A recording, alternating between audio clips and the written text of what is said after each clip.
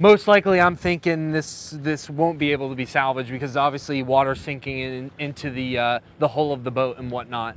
So seems things are kind of pocketed here in the West Palm, North Palm Beach Lake Park area. All right, Alex Browning live for us, getting an entire tour of what the coastline is up against right now, and it's certainly different everywhere we go. And Alex has been all over the place. We appreciate him as everyone's waking up this morning. We now want to go to Tampa and Harley Furfer, who has been battling the storm there. She is with us here this morning. Harley, what are you seeing there? What have you seen overnight? Get us caught up in the Tampa area. Well, Aaron and Mark, what we're seeing here is the wind and the rain picking up a little bit. We're on the back half of this storm in Tampa. And as you know, down there, Irma has packed quite the punch, and she's really not done yet. Utter devastation throughout the Sunshine State. Hurricane Irma tore through southwest Florida Sunday, bringing down trees and lots of debris in its wake. Governor Rick Scott says he's been in close contact with the White House. We're working very closely with the federal government to make sure Floridians have the resources they need for this storm. Irma brought 90-mile-per-hour wind gusts to Miami and enough rain to flood some of the area's roadways. Much of the state is under a hurricane warning. At least 3 million are without power. And now neighboring states are bracing for Irma. Stay in place, make sure that it's a secure place as much as you can do so, and stay off the roads. A state of emergency is declared for all of Georgia's 159 counties. Heavy rains are expected Monday throughout North Georgia, including metro Atlanta, where many schools and businesses are already closed. Alabama officials are also getting ready for the wrath of Irma. This is an all-hands-on-deck event. Irma spent a record-setting 3 days as a Category 5 hurricane and is the strongest Atlantic Basin hurricane ever recorded outside of the Gulf of Mexico and the Caribbean Sea. And now here in Tampa, we were expecting it to make landfall as a Category 4. Luckily, when it came on about 2 a.m. or so, 2 a.m., it was a Category 1. But as you know, Tampa is very low-lying. It's only about, some people live just about 10 feet above sea level here. So what they're worried about was the storm surges. We saw the water being sucked out last night. It's slowly filling up today. The rain is picking up. The wind is picking up here now. So she's really, Aaron and Mark, not done yet with us here in Tampa. On the other side of the state in Daytona Beach and up towards Jacksonville, they're getting high winds and heavy rain as well right now as we into the Carolinas and Georgia, where they're going to feel the effects of Irma not too long from now. And if we can, we keep losing it. We keep going in and out. I'm going to try to ask you a question. You keep going in and out on us. You know, the track, it obviously weakened a little bit and it kind of moved a little bit. Are you getting a sense that folks in Tampa are maybe, I know you said it's not over by any means, but are you feeling that maybe a sense of relief, because they were looking at quite possibly a Category 3 or Category 4 storm hitting them directly?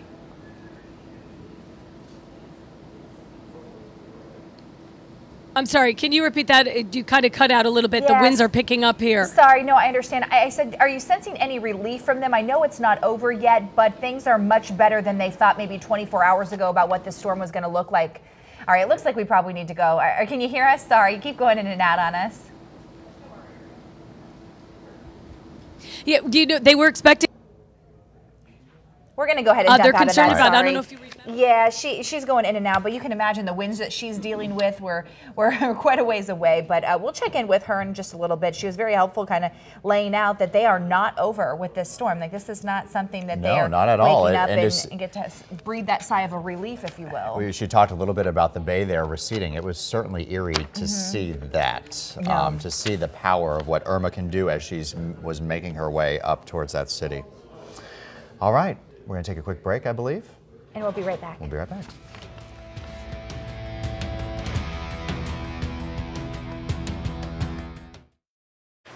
All right, 5:17 right now. We continue to track Irma as she makes her way up the state. We might be waking up in our area without a little bit of rain right now, but she is certainly not done just yet. And we're feeling her wrath because people are waking up this morning with so much damage. And this is where the concern comes in for a lot of rescue crews because it can be a very dangerous situation. So let's bring in Stephanie Brzezinski. And Steph, a lot of emergency responders tweeting some advice out this morning. What are they saying? We have a lot of different advice and tips this morning. I want to go to the Florida CERT Twitter account. CERT stands for State Emergency Response Team.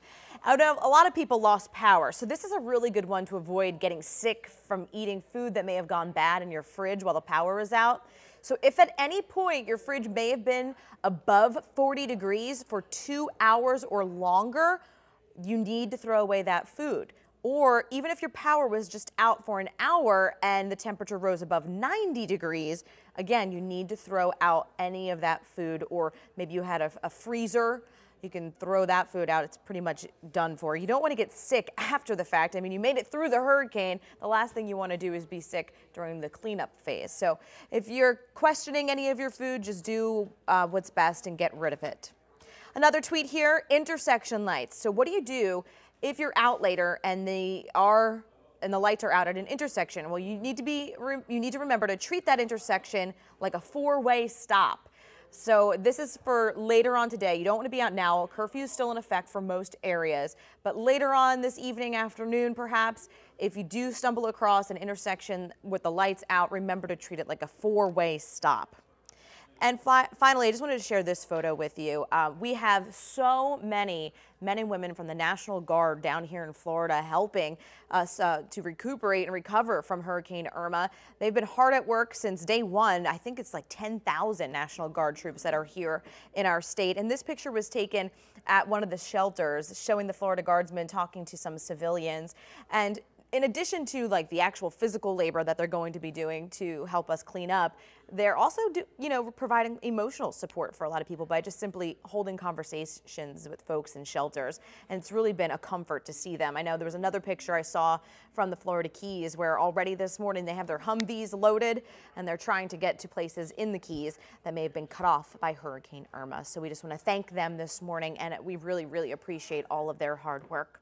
Right now, I do want to send things over to meteorologist Sandra Shaw because, Sandra, even though we're starting to feel a little better this morning, man, she is not done with the state of Florida yet. Stephanie, here's some perspective. Irma's tropical storm force winds extend out, get this, everybody, 415 miles from the center. Now, Irma's lost intensity, but it still remains just such a huge storm. In fact, it's gained size from yesterday. Category 1 hurricane, though, right now to the east-southeast of Cedar Key, Florida, up near the Big Bend with 75-mile-an-hour sustained winds and moving north-northwest at 18 miles an hour, so picking up some forward speed. As we head into later tonight, it is near Valdosta, Georgia, as a tropical storm, 65 miles an hour with the winds, and then heading up toward Birmingham and Montgomery, Alabama, as a weaker tropical storm or tropical depression ultimately. So it's going to be, Atlanta's going to get some wind-whipped rains, and they're already seeing that rain shield around them. They have tropical storm watches and warnings even up in the deep south. They don't typically see that, but it is just really the size of Irma. When you take a look at the rain bands extending all the way from the Florida Keys,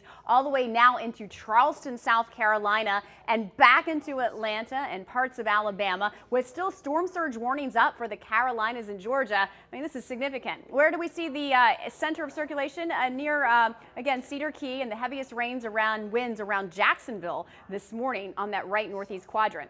For us, most of the feeder bands are remaining offshore. They're still going to whip around in a counterclockwise spin, and we could see some of this activity blowing in. But overall, we have dried out significantly from yesterday, and I really don't have anything relevant to show you as far as rains out there right now. Part of the reason, some dry air filtered in, and it's right in our vicinity, that line that it's hit. That helped kind of deteriorate the onslaught and spawning of 60 tornado warnings, most of which were on the Treasure Coast and in Palm Beaches yesterday. We still do have one warning left, and that is the flood warning. That applies to Indian River, Martin, Okeechobee, and St. Lucie counties until 5:45 a.m. this morning, so only a few more minutes to go on that. But it was just all that standing water that accumulated with up to 17+ inches of rainfall around Lakewood Park. I mean, absolutely surreal as those rain bands trained in.